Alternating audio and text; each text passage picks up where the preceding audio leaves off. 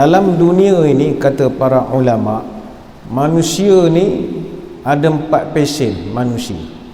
Ada 4 jenis manusia. Kata Al-Khalil bin Ahmad Al-Farahidi rahimahullah. Dia ni guru kepada Syibawih.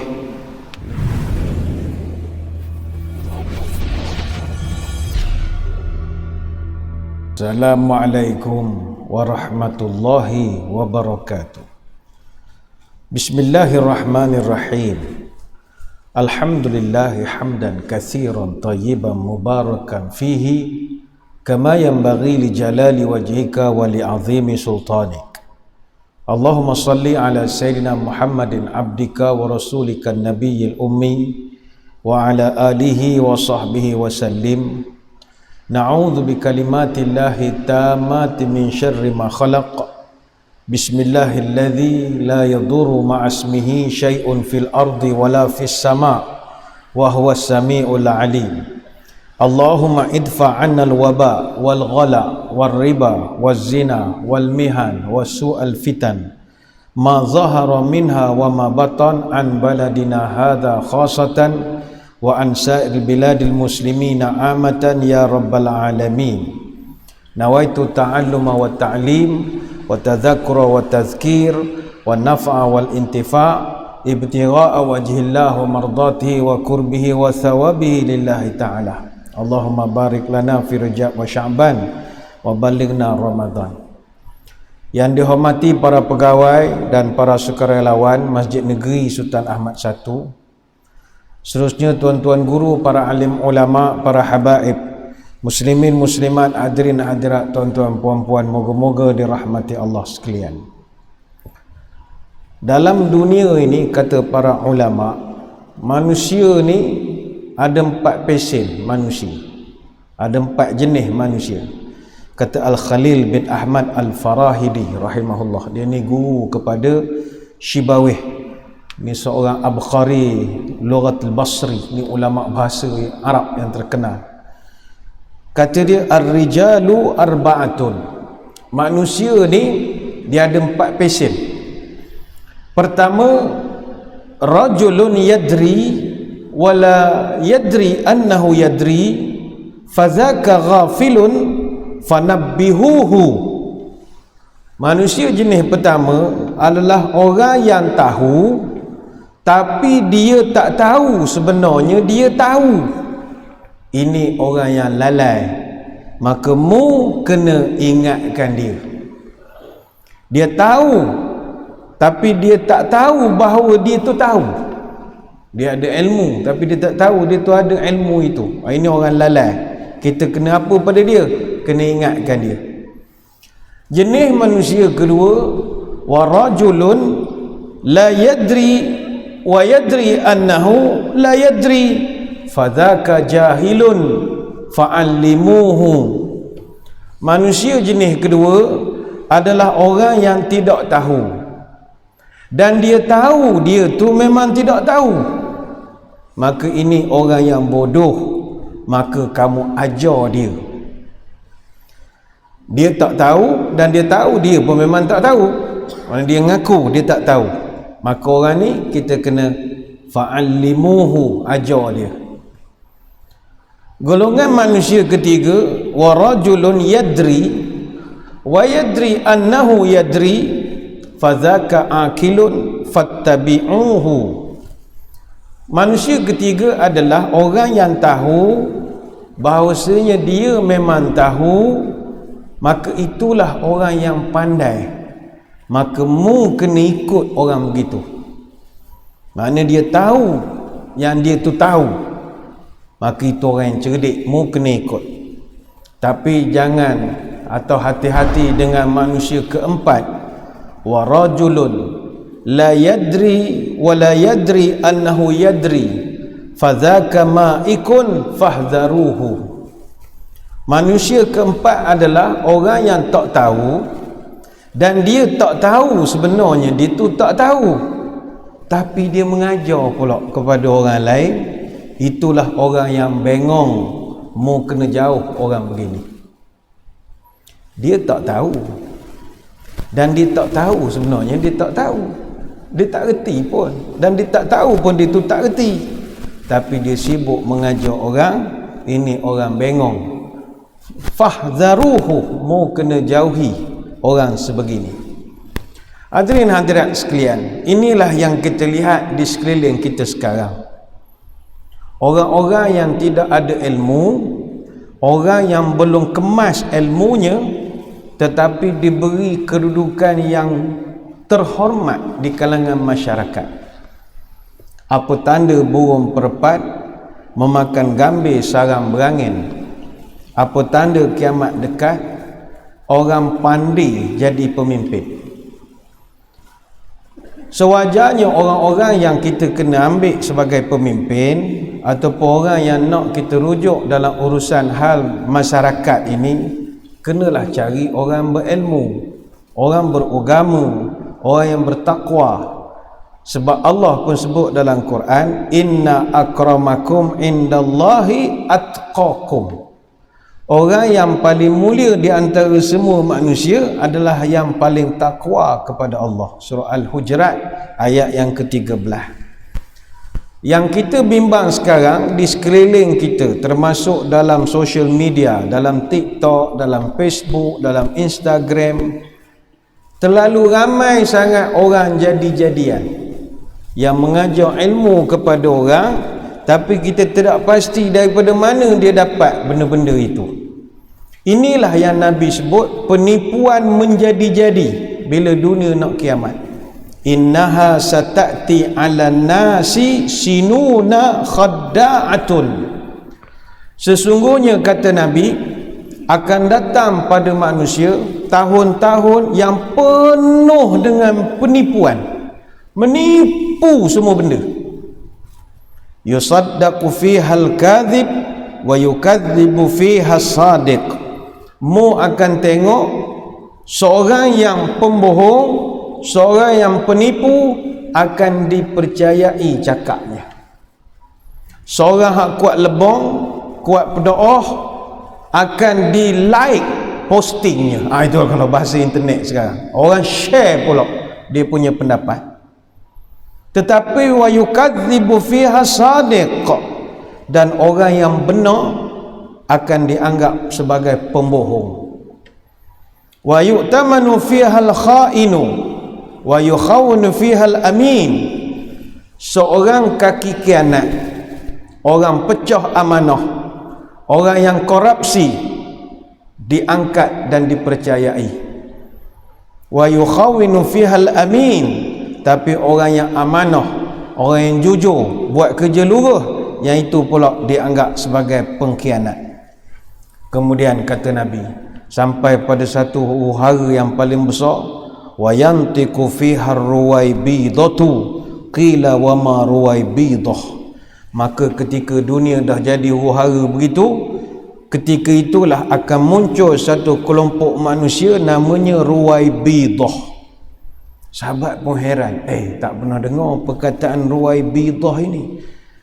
Apa dia Ruwaybidah ini ya Rasulullah? Nabi jawab, as-safihu yatakallamu fi amril 'amah. Ruwaybidah ini adalah golongan manusia yang mana mereka tu as-safih. Safih ini kalau bahasa Arab maknanya bodoh. Tapi kalau kita cakap bodoh macam kasar, pandai lah. Orang pandai tapi bercakap tentang urusan umat, kata Nabi. Yatakallamu fi amril 'amah. Dia bercakap tentang masalah umat, tapi dia pandai. Ini hadis dalam Musnad Imam Ahmad, disyarah dan dita'liq oleh Syekh Ahmad Syakir. Dan inilah yang sedang kita lihat fenomena sekarang. Orang bodoh ramai, tapi mereka ni bertopeng, menyebabkan kita pun jadi keliru. Betul salah dah jadi bertukar-tukar. Ini yang Nabi sebut min asyratis saati an yurfa'al ilmu wa yathbutal jahlu. Antara tanda dah nak kiamat sangat adalah hilangnya ilmu. Ilmu dah tak ada. Tuan-tuan buka TikTok, daripada video pertama sampai video ke bawah, berapa ilmu berbanding dengan gua senda? Ilmu dah tak banyak. Facebook pun dah tak banyak ilmu sangat, perkongsian gitu-gitu sajalah, pengalaman, cerita sejarah. Tak ada benda yang baru, ilmu tak ada. Ada tak banyak. Tetapi kata Nabi, bila keadaan gitu, ilmu diangkat, wa yasbutal jahlu, dan kebodohan tersebar begitu luas. Hadis Bukhari. Patutnya kita buka media sosial adalah nak dapat ilmu, ke benda patut bedak. Banyak benda bodoh pada benda cerdik. Dan kadang-kadang kita buka YouTube pun nak buka benda berfaedah, nak buka ceramah, nak buka tazkirah, buka selawat. Tengah buka ikhlas, ingin kempiskan perut, gambar perempuan lebih perut gitu. Tekan skip ads tu, jari lebar, kau beranak pula ikhlas, banyak lalah tak menengok. Pegang handphone baca Quran, Bismillahirrahmanirrahim, Tabarakalladzi, senyap sekejap, rupa mesej keluar, baca mesej dulu. Dah habis baca balik Bismillahirrahmanirrahim, keluar mesej. Bila nak selesai? Ini cabaran akhir zaman. Kejahilan keliling kelalang makin menjadi-jadi. Orang kongsi video, gambar dia gantung telefon kat kipas, dia berpusing kat kipas. Ada? Tak tahu benda tujuan. Kita ambil tujuan tak tahu. Ini wa yasbutal jahlu. Orang bodoh ramai kata Nabi. Kita faham orang bodoh ramai, kita faham. Tapi yang paling kita takut, orang bodoh itu ngajar pula orang lain. Oh, itu kita takut. Dia nak jadi bodoh sama dia, lantak dia lah. Kita didik mana yang mampu. Masalah sekarang dia ngajar pula orang. Dan orang pula mengangkat dia sebagai orang cerdik. Ini berbahaya. Sebab itu Huzaifah Ibn Yaman, dia ada meriwayatkan satu hadis tentang fenomena ini. Kata Huzaifah, nanti akan datang satu ketika, hatta yuqalu lirrajuli, sampai satu ketika orang ramai, dia ternampak satu orang macam ustaz ke apa ke, sehingga mereka akan mengatakan, ma ajladahu, ma azrafahu, ma aqalahu, wa ma fi qalbihi mithqala habbatin min khardalin min imanin. Kata Huzaifah, Nabi pernah cerita akan datang satu keadaan ketika orang ramai ni, dia tengok satu orang, mereka akan kagum dengan dia. Oh, gagahnya dia, orang puji dia. Cerdiknya dia, orang puji dia. Alimnya dia, beraninya dia, macam-macam pujianlah orang berikan pada dia. Walhal kata Nabi, orang yang kamu puji sanjung itu tidak ada keimanan walau seberat zarah pun dalam hati dia, tak ada. Hanya topeng saja. Ini hadis dalam Sahih Al-Bukhari, Kitab Ar-Riqaq, bab Raf'ul Amanah. Mengapa lahir manusia-manusia sebegini? Kita sebut tadi, di penghujung dunia orang bodoh lebih ramai daripada orang cerdik. Itu tuan-tuan tak boleh nafikan. Tapi yang kita kena jaga, jangan sampai orang bodoh-bodoh ini mengajar pula kepada orang lain. Kenapa lahir manusia-manusia pesen begini? Sebab Nabi mengatakan wayantiku fiha ruwaibidah. Sebab puak-puak ini memang pandai bercakap. Dia pandai bercakap. Ruwaibidah ni pandai bercakap. Dalam kitab Nihayah fi Gharibil Hadis, ruwaibidah ni maknanya orang-orang pandai. Kalimat ruwaibidah ini adalah bentuk tasghir daripada kalimat ar-rabidah. Maknanya orang-orang yang lemah, yang tidak mampu nak buat benda yang bermanfaat, mereka sekadar duduk dan hanya pandai bercakap saja. Dia dipanggil ruwaibidah. Bila orang-orang yang tidak cerdik ini jadi ikutan pula oleh masyarakat, dia punya peminat ramai, dia punya follower ribu, barangkali juta ramanya, subscriber dia, peminat tegar dia, fanatik dia, maka ketika itulah dunia ini hancur. Bukan sebab korang ni tadi, fanatik dia ni tadi. Baik, itu ada satu hadis daripada Abu Hurairah, la tazhabud dunya hatta tasiru li Luka ibn Luka. Kata Nabi, tidak akan lenyap dunia ini sehinggalah satu kelompok yang Nabi gelarkan Luka ibn Luka. Luka ibn Luka, dia menguasai dunia itu. Ini hadis dalam Musnad Imam Ahmad. Apa makna Luka ibn Luka? Dalam kitab An-Nihayah fi Gharibil Hadis, Luka ini istilah untuk orang yang berada pada kedudukan paling bawah dalam ranking masyarakat. Istilah luka ini nak menunjukkan orang yang bodoh atau orang yang tak ada ilmu. Mereka ini sedikit sangat ilmunya, pendek akalnya, kehidupan mereka hanyalah untuk dapat kemasyhuran dan keseronokan. Itu orang luka. Ada satu hadis lain daripada Huzaifah ibn Yaman, la taqumu sa'ah hatta yakuna as'adan nasi bid dunya Luka ibn Luka.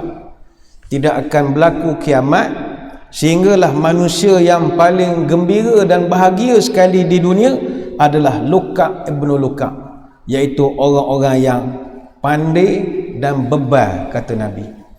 Jadi tadi Nabi sebut nak kiamat orang bodoh ramai. Nak kiamat pula lagi datang pula orang pandai. Nak kiamat lagi datang pula orang bebal. Oh ni hancurlah dunia.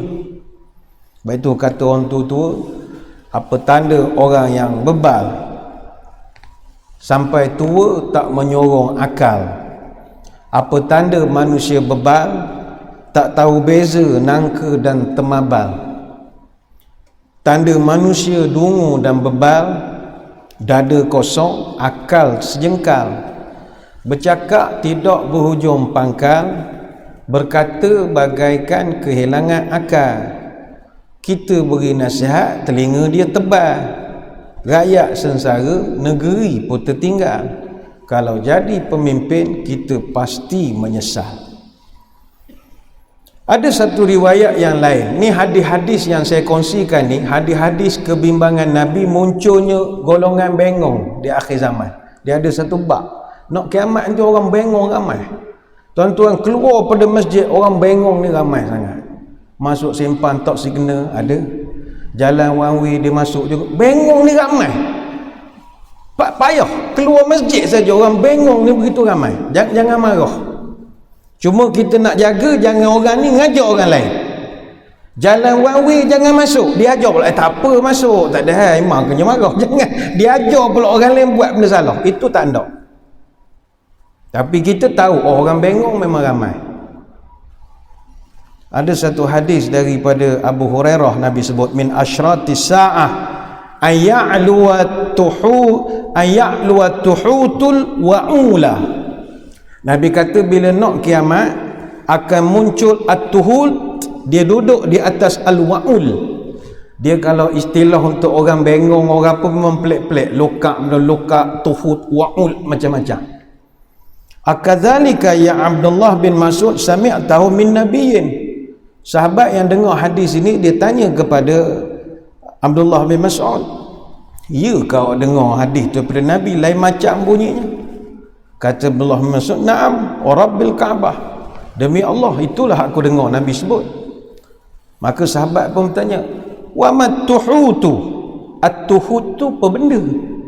Tuhut, Nabi sebut at-tuhut al-wa'ul.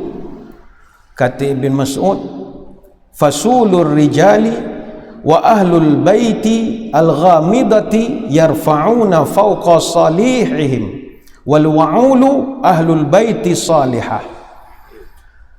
Kata dia, Nabi beritahu at-tuhut ini adalah orang-orang hak hina, hak tak ada pendidikan, tapi dia nanti akan duduk di atas orang hak cerdik.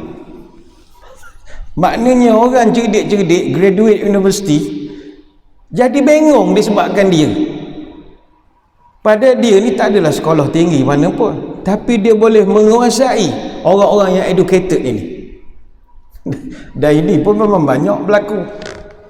Ada beberapa ajaran yang meragukan. Saya dulu duduk bahagian akidah, nangkap-nangkap orang, ajaran pelik-pelik. Hak orang ngajar tu kita tak heran lah, memang dia tak mengaji. Nak kata semayang ni syirik lah, kita semayang ni mana boleh ikut jam, ikut masa Zuhur, Isyak, Maghrib. Itu tak betul. Allah ni mana ada pejabat, dia anytime, dia 7-Eleven, buka bila-bila masa, tak ada pukul-pukul. Kalau orang bengong mendengar, embuh ikut. Tapi kalau orang graduate ngikut, itu kita pelik.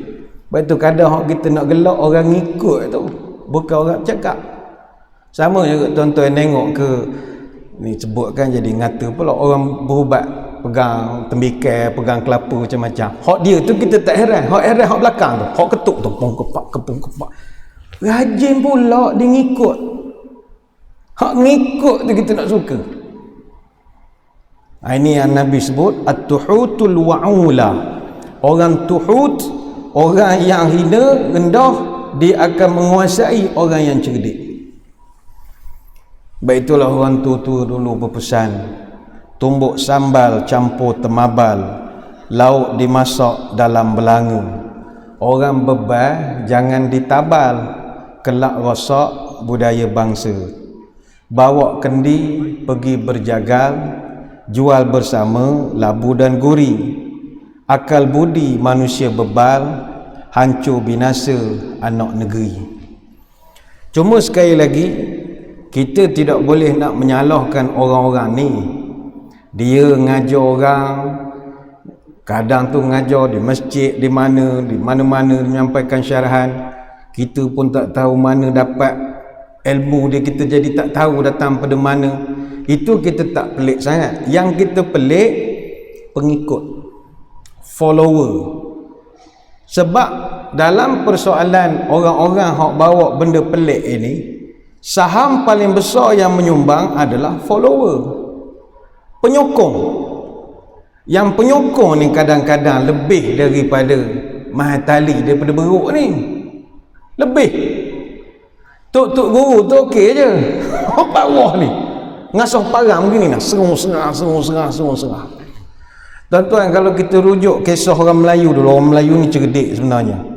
Kita masa budak dulu kita kenal dengan cerita Pak Kaduk ni cerita benda sebenarnya. Kata orang tua-tua, aduhai malang Pak Kaduk, ayamnya menang kampung Tegadai. Ada nasi dicurahkan, awak pulang ke buluran. Mudik menongkoh surut, hilir menongkoh pasang. Ada isteri dibunuh, nyarih mati sebab tak makan. Masa belayar kematian angin, sauh dilabuh bayu berpuput. Ada rumah bertandang duduk, aduhai malanglah si Pak Kaduk. Cerita Pak Kaduk ni sebenarnya dia memberi sindiran kepada kita. Sampai sekarang pun dia menyindir. Kita tahu Pak Kaduk ni dia menang sorak kampung Tegadai. Apa cerita sebenarnya? Dalam sastra sejarah Melayu, Pak Kaduk ni dulu dia ada ayam laga. Ayam dia ni ayam jantan hebat, namanya Biring Sikunani. Hebat ayam ni, kalau cerita legenda dia asal daripada kacukan dengan ular lah, macam-macam cerita orang dulu lah. Memang ayam dia ni champion. Rata dia berlawan dengan orang, menang semua. Jadi kebetulan raja dalam negeri itu, dan katanya Pak Kaduk ni di Perak, mana raja Perak lah masa itu, ada sejarah dia sampai ke Tapah lah, ada kaitan, kita tak campur sangat lah sejarah tu. Jadi raja ketika itu bila dengar ada orang dalam negeri dia terror sangat main ayam, lawan ayam, sabung ayam, tercabarlah dia raja, dia ajak berlawan. Tapi raja punya penasihat beritahu, ampun tuanku, kita kalau berlawan dengan ayam Biring Sikunani ni, habis lipatnya ayam tuanku ni. Tuanku pun masa tu ada ayam yang hebat juga, namanya si Jalak Putih Mata. Hebat ayam raja.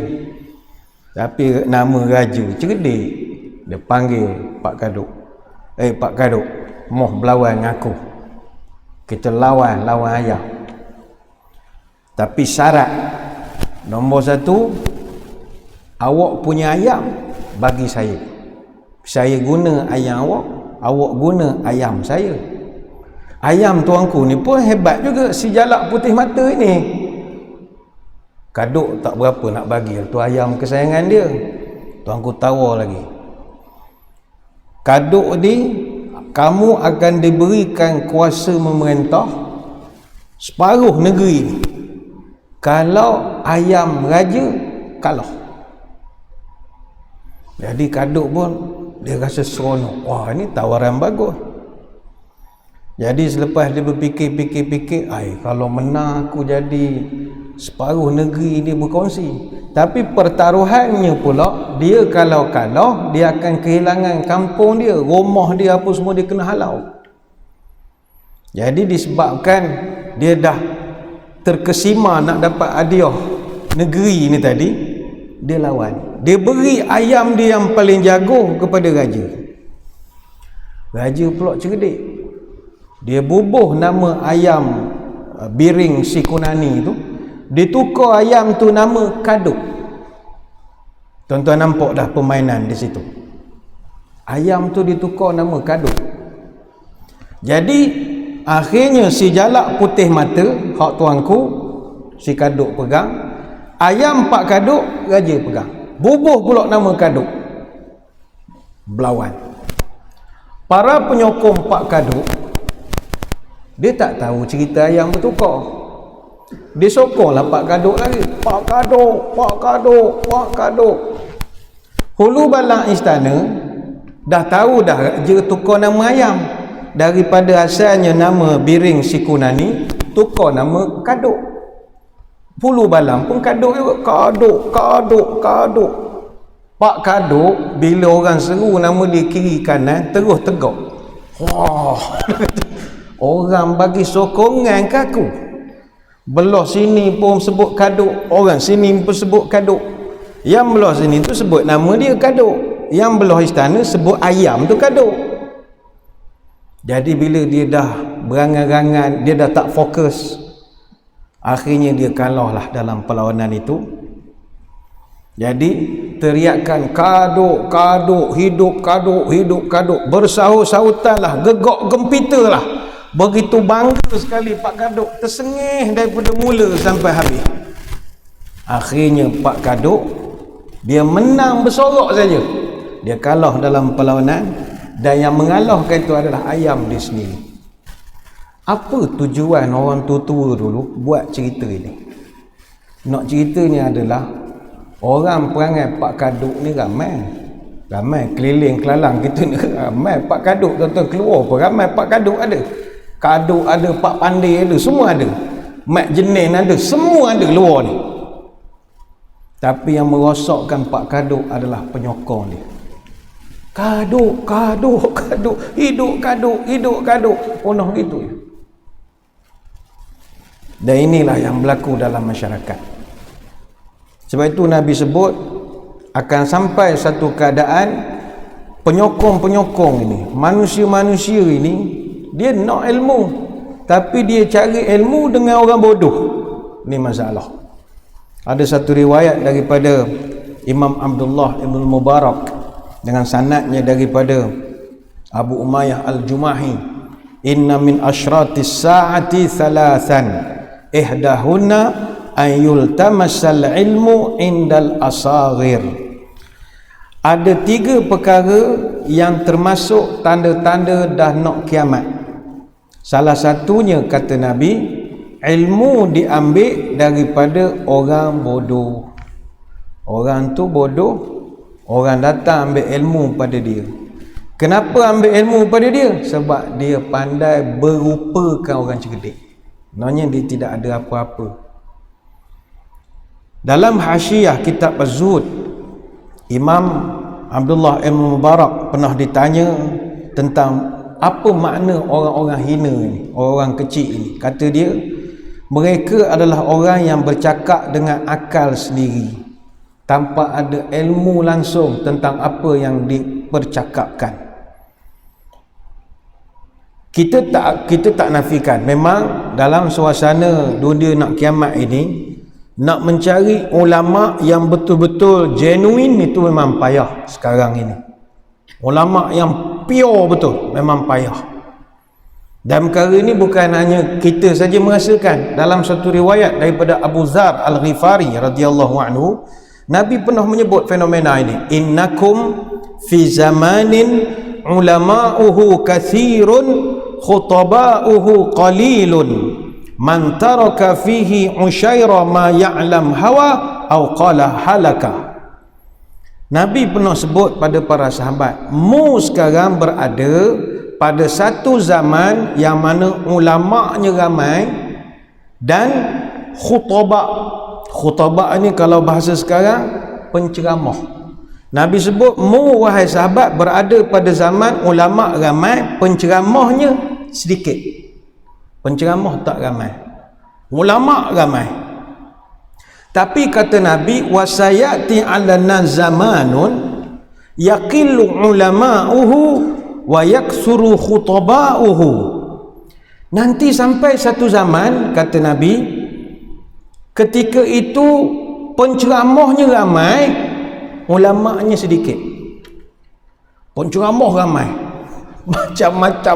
macam-macam style ceramah ada, macam-macam kaedah, tapi ilmunya atau para ulama' itu sedikit, kata Nabi.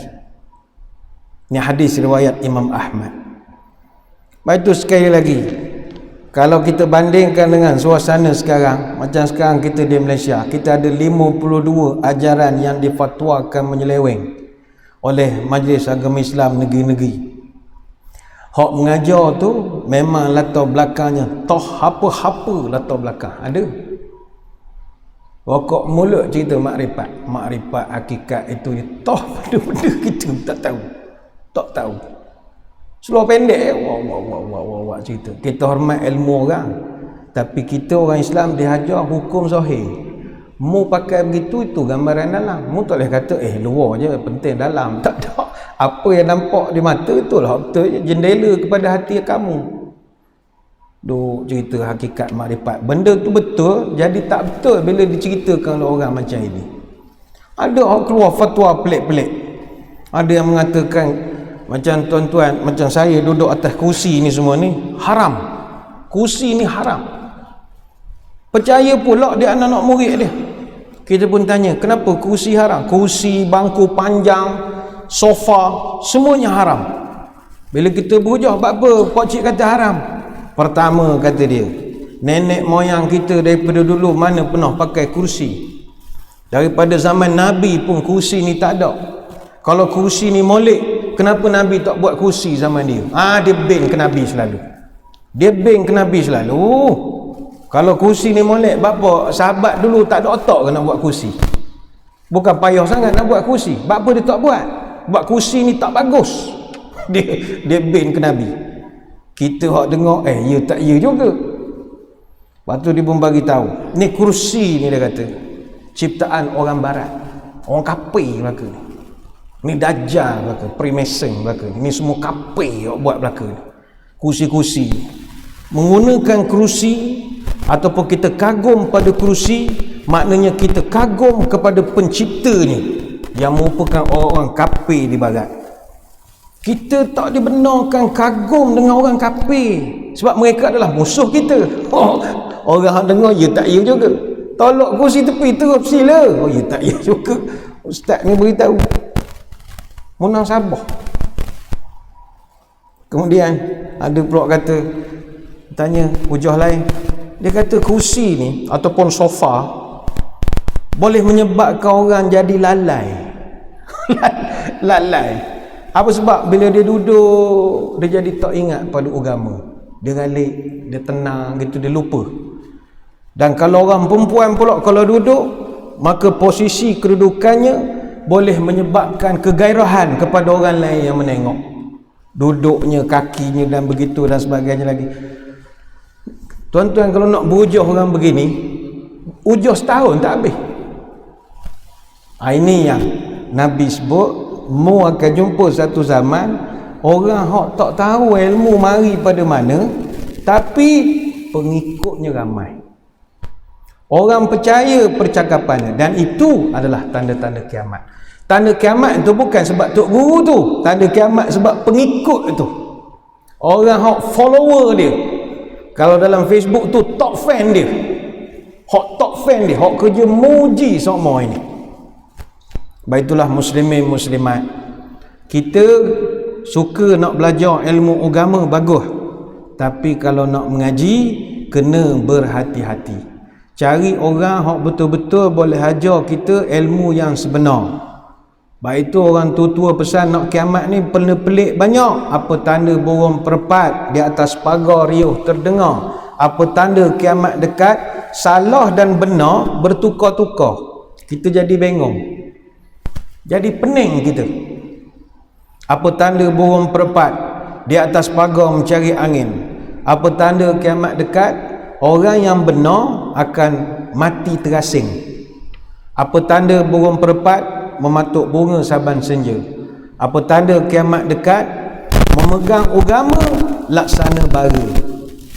Lalu bagaimana cara kita nak selamatkan diri kita ketika belajar agama ini? Ikut formula ni saja. Nabi pesan, la tajlisu inda kulli alimin illa alimin yad'ukum minal khamsi ilal khams. Mu jangan duduk belajar agama dengan seseorang kecuali orang itu boleh mengubah kamu daripada 5 kepada 5. Daripada 5 kepada 5. Pertama, minasyak ilal yaqin. Pertama, dia boleh mengeluarkan kamu daripada syak kepada yakin. Ini orang yang bagus ilmunya.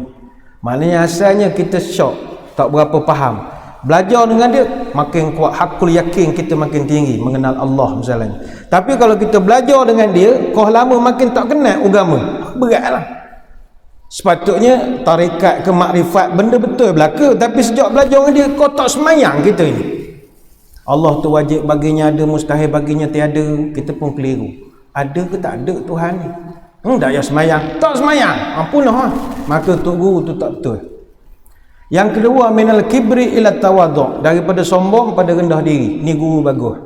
Dulu kira nak berdebat je dengan orang, tapi sejak belajar dengan dia ni, soal layan orang bengong, tak daya kita layan orang bengong ni, penat. Jadi kita nampak perubahan daripada nak gocoh je kerjanya, sekarang nampak tawadhu, nampak merendah diri. Ini guru bagus, dia berjaya train anak murid dia jadi orang rendah diri. Macam kita lah zaman budak belajar silat, baru belajar berlebat, baru belajar exercise, baru nak ajak tumbuk dah, ajak Cina tumbuk dah zaman itu. Nak tumbuk je, belum belajar buah lagi, tu ada dah. Maknanya sombong, tu ada dah. Mana itu bukan salah guru, salah kita sendiri lah, budak lagi kan. Dia kalau orang tu makin tinggi ilmu, macam padi lah, makin tunduk. Yang ketiga, guru yang bagus kata Nabi, wa minal adawah ila nasafah. Mu asal suka kelahi, sejak mengaji dengan dia jadi nak baik dengan orang. Ini guru bagus.